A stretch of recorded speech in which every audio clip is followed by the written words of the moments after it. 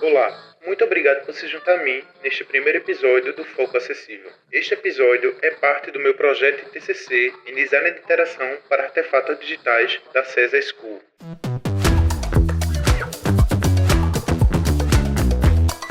Me chamo Wagner Beethoven, sou designer e pernambucano e há mais ou menos uns 10 anos me dedico ao estudo da acessibilidade, diversidade e inclusão digital.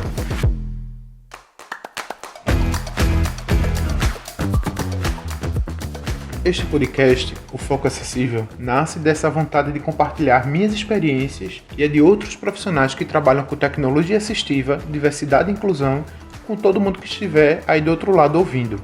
Eu estou super empolgado para conversar sobre esses assuntos com vocês. E a cada novo episódio, um especialista será convidado para compartilhar suas experiências. Antes de iniciar o bate-papo, vou me autodescrever. Sou um homem gordo de 37 anos, tenho pele branca, cabelo castanho escuro e curto, barba de tamanho médio com diversos pelos grisalhos. Estou vestindo uma camisa preta, óculos para correção de miopia e um headset com fio e microfone. O Foco Acessível está nas principais plataformas de podcast. Para saber quais e ainda ter acesso a todo o nosso material, basta acessar o site focoacessível.github.io. GitHub se escreve GITHUB. No site estarão os episódios com transcrição e links para tudo que foi falado durante a nossa conversa, além do espaço para comentários. Lá também dá para você se inscrever para receber no conforto do seu e-mail todas as vezes que um novo episódio estiver disponível. Agora que os avisos já foram dados, neste primeiro programa quem está comigo é uma pessoa muito especial, um profissional com uma produção acadêmica e de mercado muito interessante. Vou apresentar um pouco sobre o nosso especialista convidado. Fernando é UX designer com mais de 10 anos de experiência em diversos campos do design. Possui experiência em companhias desenvolvendo artefatos digitais e não digitais, realizando facilitações e exercendo função de liderança em projetos e times. É especialista em design de interação para artefatos digitais e mestrando em Design, Ergonomia e Tecnologia pela Universidade Federal de Pernambuco. Possui foco em pesquisa, acessibilidade e estratégia, além também de direcionar seus estudos ao desenvolvimento de jogos para pessoas com deficiência. Agora que todo mundo já sabe quem é o nosso convidado, seja muito bem-vindo, Fernando. E antes de qualquer coisa, faça sua autodescrição para a nossa audiência. Olá, me chamo Fernando Fernandes, prazer a todos, todas e todes. Sou um homem branco, de cabelos curtos e pretos, olhos pretos, possuo uma barba rala, estou usando óculos de armação redonda na cor marrom e vestindo uma camisa na cor preta. Estou sentado e o fundo atrás de mim é de uma parede branca com uma janela à direita. Atualmente, eu atuo como liderança no programa Inclua, que é destinado a fomentar a cultura da inclusão de pessoas com deficiências e da acessibilidade na TOTWORKS Brasil. E também estou terminando meu mestrado em Design de Ergonomia e Tecnologia na UFPE. É um prazer estar aqui contigo, Wagner. Como é que você está? Estou bem, estou tranquilo. O dia amanheceu um pouco frio, então coloquei uma roupa um pouco mais quente hoje. Estou bem. Porque eu estou super nervoso, mesmo com bastante experiência falando em público sobre tecnologia, falar para quem eu não estou vendo é muito novo para mim. Além da expectativa enorme, porque acessibilidade é um tema que eu adoro conversar. E se depender de mim, essa conversa seria muito longa. Mas eu sei que a gente não tem tanto tempo para isso. Para iniciar nossa conversa, como é que se deu o seu contato com acessibilidade dentro do design e o que te trouxe o interesse em estudar e produzir sobre a ótica acessível? Bem, meu primeiro contato surgiu por meio de uma disciplina sobre acessibilidade na especialização de design de interação para artefatos digitais. Naquele momento, a temática me encantou e me levou a produzir um artigo sobre acessibilidade em jogos mobile para pessoas cegas. A partir de então, eu não parei mais de pesquisar o tema e um tempo mais tarde eu pude lecionar uma disciplina de design inclusivo e acessível em uma escola técnica estadual em Recife. Foi uma experiência maravilhosa, pois pude perceber o interesse dos adolescentes pelo tema. Recentemente, O meu interesse pela temática me direcionou ao mestrado e pude pesquisar sobre recomendações de acessibilidade voltadas para pessoas dentro do espectro do autismo em jogos de cartas. Muito bacana esse seu primeiro contato. Ainda sobre a parte acadêmica, você pode compartilhar um pouco como está sendo a produção desse projeto, desse trabalho de mestrado e como é trabalhar com pessoas com transtorno do espectro autista. Claro, claro. A produção está em sua fase final e este mês de abril irei realizar a defesa da dissertação. Durante a pesquisa, encontrei algumas lacunas e oportunidades que serão possíveis de explorar no futuro doutorado, né? E a minha intenção é poder expandir a investigação para outros grupos de deficiências. Trabalhar com pessoas dentro do espectro do autismo foi bastante desafiador porque é um universo totalmente diferente do meu e há muitas particularidades, individualidades e me fizeram ter um outro olhar sobre as percepções humanas, o modo de processamento cognitivo, os modos de agir. Então, foi uma experiência enriquecedora. Maravilha! Então, os próximos passos para a parte acadêmica é um doutorado voltado para acessibilidade? Exato, né? Focado em jogos, né? E a minha intenção é aprofundar mais essa temática. Agora a gente parte para o bloco sobre mercado de tecnologia. A academia e o mercado têm estreitado muito em relação à acessibilidade, inclusão e diversidade. Porém, a academia tem dado passos largos em estudos da acessibilidade e a inclusão. Mas o mercado a gente vê uma lacuna grande na aplicação de boas práticas. Em 2020, uma pesquisa da Big Data Corp, em parceria com o movimento Web para Todos, com aproximadamente 17 milhões de sites ativos no Brasil, apenas 0,89 tiveram sucesso em todos os testes de acessibilidade. Por que você acha que o mercado ainda encara a acessibilidade e a inclusão como extra em seus projetos, e não como uma obrigação que deve ser? Eu acho que há o desinteresse, né, das empresas em trabalhar com acessibilidade, ela parte da ignorância em relação ao que são inclusão e acessibilidade.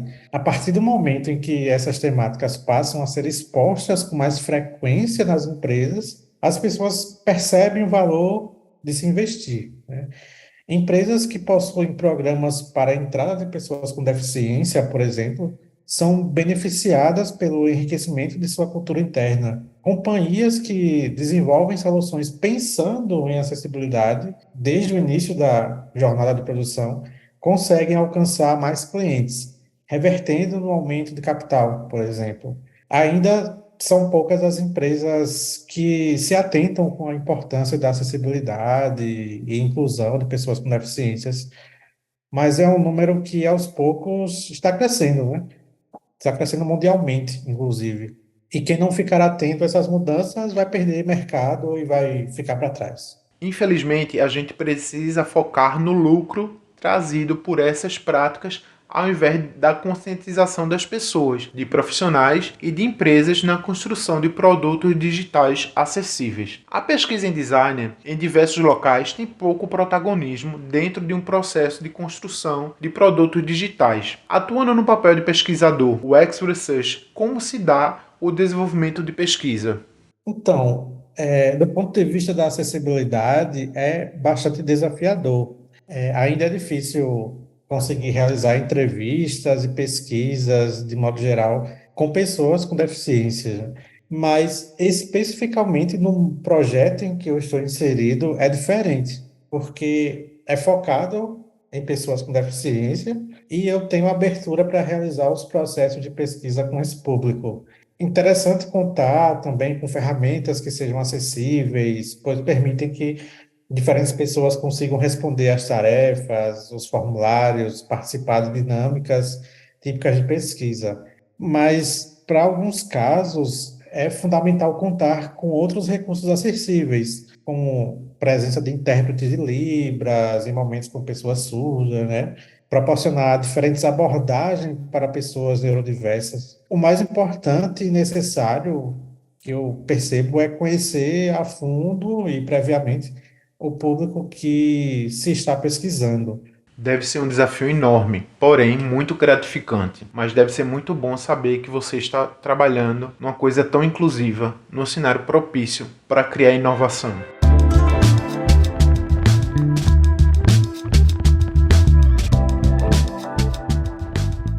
Fala-se muito sobre o designer sempre ter esse olhar acessível, desde o início da jornada acadêmica. Fala-se sobre empatia, sobre o usuário, mas em outras áreas da tecnologia ainda é muito obscuro esse assunto. Quais são os principais desafios enfrentados no desenvolvimento de produtos acessíveis e como são projetados e executados testes para essas pessoas com deficiência? Então, pessoalmente, o maior desafio é desenvolver soluções que contemplem a maior variedade possível de necessidades sem ter recursos e tempo suficiente para testá-los, né?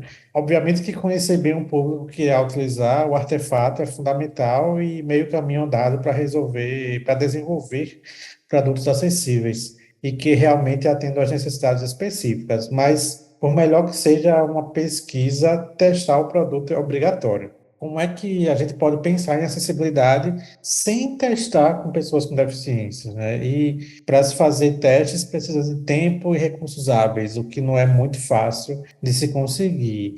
Em relação a ferramentas, e técnicas, por exemplo, testes de usabilidade, como designer, eu utilizo as mesmas ferramentas típicas para qualquer teste. A diferença é que eu realizo o meu dever de casa de conhecer bem o público, que irá realizar os testes e planejo sessões para que sejam as mais acessíveis possíveis, né? Após pesquisar sobre o público, eu converso com os participantes e estudo quais são os recursos acessíveis que podem ser disponibilizados nas sessões. Por exemplo, se são pessoas testadoras surdas, eu viabilizo a presença de intérpretes de Libras para facilitar a comunicação. Para pessoas cegas, eu disponibilizo computadores ou celulares com leitores de tela, mas que já foram solicitados no primeiro contato e assim sucessivamente. No mais, os testes eles ocorrem da mesma forma, né? Forma típica. Dessa tua fala, o que a gente entra como maior lição, planejamento e preparo para os testes. Eu não sei você, mas eu tenho um costume, quando estou usando um produto, eu abro o leitor de tela, analiso a hierarquia da informação, principalmente para entender como outro profissional está construindo a solução. Vejo o contraste de cores, abro o console para entender a estrutura da aplicação. Mas falando de ferramentas e técnicas, quais são os critérios que você utiliza para analisar e avaliar a acessibilidade de um produto ou serviço digital que você desenvolve? Como é que se dá essa visão do processo?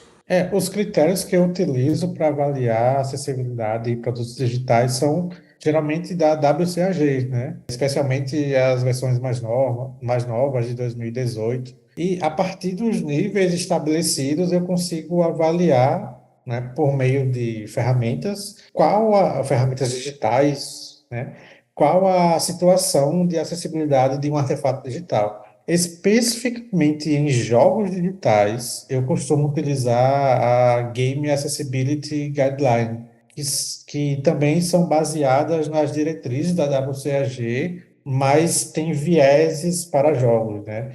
E que demandam outras questões, como mecânica, narrativa, interação, etc.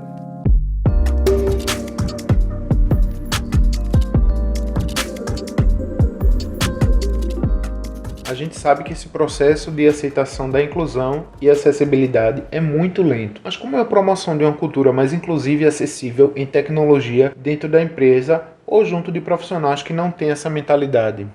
É uma tarefa árdua, pois é uma construção lenta e nem sempre os resultados são imediatos, né?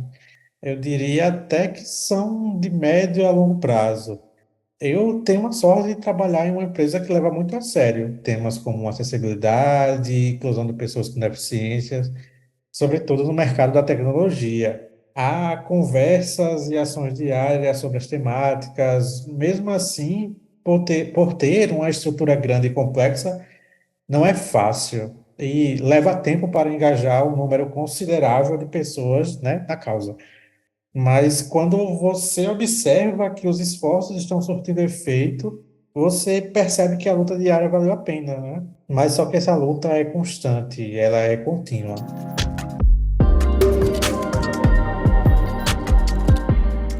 Agora a gente vai falar sobre teu atual papel na TW, que é uma empresa que levanta a ideia da diversidade e da inclusão muito grande. Hoje, atuando como pesquisador, como é trabalhar num cenário tão inclusivo, diverso e acessível? É empolgante, mas é igualmente desafiador, né? É empolgante porque há diversas conversas acontecendo paralelamente, em que você pode perceber o compromisso real das pessoas com a temática, né, da acessibilidade, da inclusão de pessoas com deficiência. E também é desafiador porque há questões bastante complexas de se resolver quando se envolve uma empresa de grande porte, né, e com pessoas tão diversas. Há discussões de todos os tipos, em diversos níveis e em setores diferentes, o que é bom, porque mais pessoas se interessam sobre o tema, né, da acessibilidade.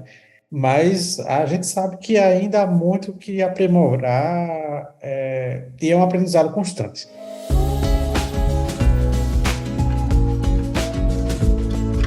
Bom, agora eu quero falar do teu carro-chefe, o Inclua, programa de desenvolvimento back-end exclusivo para pessoas com deficiência. Você pode compartilhar um pouco de como foi a concepção do projeto e alguns números de impacto desse programa de especialização profissional? Claro, claro.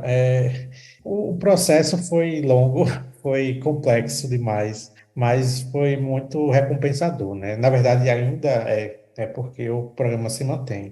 Inicialmente, a gente partiu de um dado que a gente obteve, né, do censo de 2010, que é um dado muito alarmante, que aponta que dos quase 46 milhões de brasileiros que declararam ter algum grau de deficiência, apenas 1% está formalmente empregado. Pensar em inclusão é, sobretudo, uma questão social e de integração plena de pessoas com deficiência. Aí, com o intuito de a gente amenizar esse problema, né, foi criado o programa Inclua, que visa fomentar a cultura da inclusão por meio da capacitação técnica e da contratação de pessoas com deficiência no mercado da tecnologia, oportunizando maior competitividade no processo seletivo da TOTWORKS e no mercado de trabalho.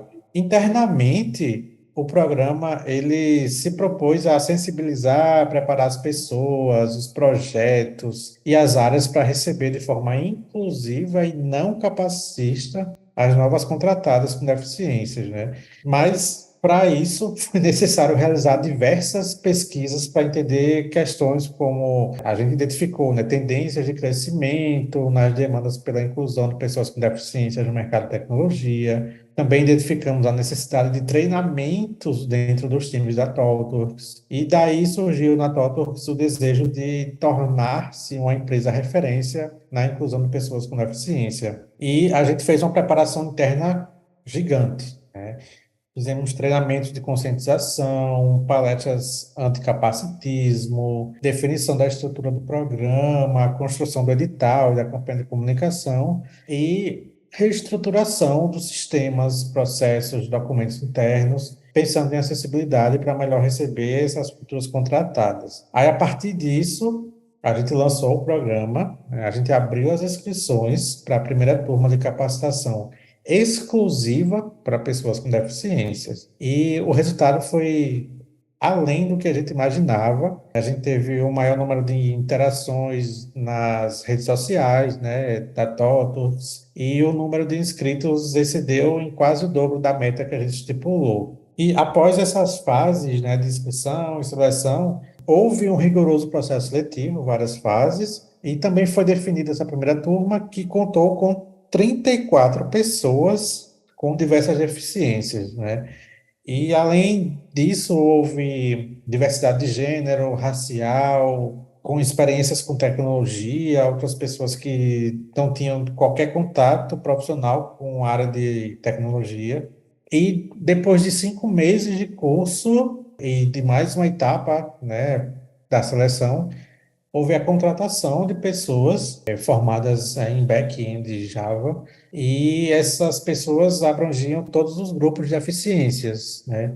E com isso a TOTWORKS ela conseguiu ampliar o seu papel como uma empresa de tecnologia responsável, visando solucionar desafios, encontrando oportunidades para a geração de ambientes, processos, práticas e ferramentas éticas e inclusivas. Muito legal todo esse processo. Quando o programa foi lançado, eu vi nas redes da TW um orgulho muito grande do resultado. Deve ter sido muito bom para todo mundo que participou. E é muito bacana que projetos como esse tenham sido feitos aqui no Brasil. Estamos chegando ao fim de nossa conversa, mas antes da gente terminar, se puder, gostaria de pedir recomendação de filme, livro, profissionais, teóricos, especialistas, para quem estiver nos ouvindo, fique de olho. Ah, sim, com certeza. Eu gostaria de trazer dois livros que eu acho bem interessantes, que um é o Manual Anticapacitista, o que você precisa saber para se tornar uma pessoa aliada contra o capacitismo, que é da Carolina Inarra e do Billy Saga, que é um livro que reúne vivências de duas pessoas em cadeira de rodas, e que são ativistas pelos direitos das pessoas com deficiência. Esse livro também traz dados estatísticos e panorama sobre pessoas com deficiência no Brasil, leis, etc. O segundo livro é Autobiografias no Autismo, que é de Marina Bialer. Esse livro, ele traz relatos, né, de blogs, sites e livros de pais e mães, e também de pessoas dentro do espectro do autismo. Essa obra eu acho incrível, eu utilizei bastante para minha dissertação do mestrado, e ela permite que nós, que não estamos dentro do espectro do autismo, possamos entrar na vida, assim, no contexto de pessoas autistas e suas famílias. Falando, assim, de jogos, e de forma mais acadêmica, do ponto de vista da produção, eu trouxe dois exemplos de iniciativas, né, que promovem recomendações de acessibilidade para jogos. Um é a Game Accessibility Guideline, que eu falei lá um pouco antes, que é uma iniciativa formada por diversos profissionais, né, ao redor do mundo, que desenvolve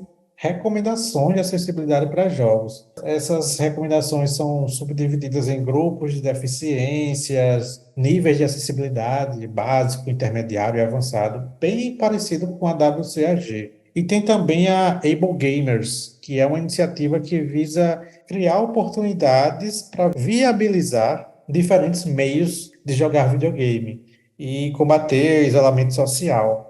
Ela foca no apoio a pessoas com deficiência, na promoção de ações, e também tem as suas próprias recomendações de acessibilidade para jogos, que é a APX. Um canal de YouTube que eu gosto muito, que eu adoro, é o de Steve Saylor, que é o @Steve Saylor, que é um rapaz com deficiência visual e ele joga e comenta sobre problemas a respeito da acessibilidade em jogos digitais.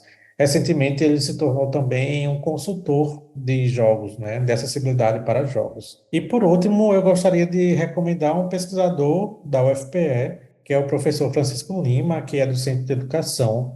Ele, além de ser uma autoridade internacional sobre acessibilidade e inclusão de pessoas com deficiência, ele produz muito material, né? Muitas pesquisas, projetos, e é uma pessoa incrível, extremamente solícita, né? É incrível ele. Eu não sabia que o Steve Taylor tinha continuado com o trabalho. Eu conheci ele vendo um vídeo que viralizou, ele super emocionado porque conseguiu jogar The Last of Us 2. É incrível esse vídeo, porque ele, pela primeira vez, ele consegue jogar de forma plena, independente e autônoma um jogo digital. É incrível. Sou muito suspeito para falar sobre Francisco. É muito inspirador estar por perto dele e acompanhar o que ele produz. Me lembro da primeira reunião que tive em 2015, mais ou menos, sobre o Enades, que foi um encontro de audiodescritores que aconteceu lá em Maceió. Já na primeira conversa com ele, saí com a cabeça explodindo de tão magníficos pontos de vista que ele trouxe sobre acessibilidade e inclusão.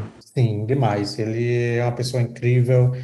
A gente conversa bastante. Já participei de um curso sobre acessibilidade para jogos que ele promoveu na UFPE. É maravilhoso. Antes de finalizar nossa conversa, gostaria de deixar o espaço para você compartilhar as últimas palavras neste episódio. O que eu tenho a dizer é: pense em acessibilidade desde o primeiro instante. Quando ela é levada em consideração já no planejamento do processo, né, de desenvolvimento da solução, é mais fácil de implementar e o seu projeto se torna mais rico, mais completo. Outra dica que eu gosto de falar é sempre inserir pessoas com deficiências nos processos de desenvolvimento, né, de um projeto. Por mais que você estude, pesquise, nada é melhor do que contar com os testes, com a opinião de quem vive 24 horas com a deficiência.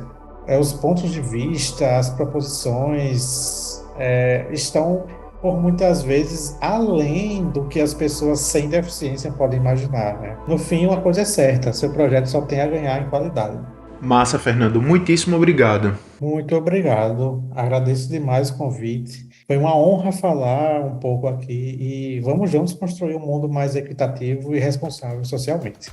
E para finalizar este episódio, caso você esteja acompanhando através das plataformas de streaming, avalie o Foco Acessível com 5 estrelas. Esta avaliação faz com que a gente alcance mais e mais pessoas. Além do feedback nas plataformas, você pode mandar sua opinião e dúvidas para o nosso convidado por texto e por áudio, para o nosso e-mail focoacessível@gmail.com. Ou se preferir, faça os comentários no site ou nas redes sociais, Instagram, Twitter, TikTok e Facebook. E não se esqueça de nos seguir por lá. Muito obrigado para quem ouviu até aqui. Estamos em diversas plataformas de podcast e acesse o endereço focoacessível.github.io para obter mais detalhes.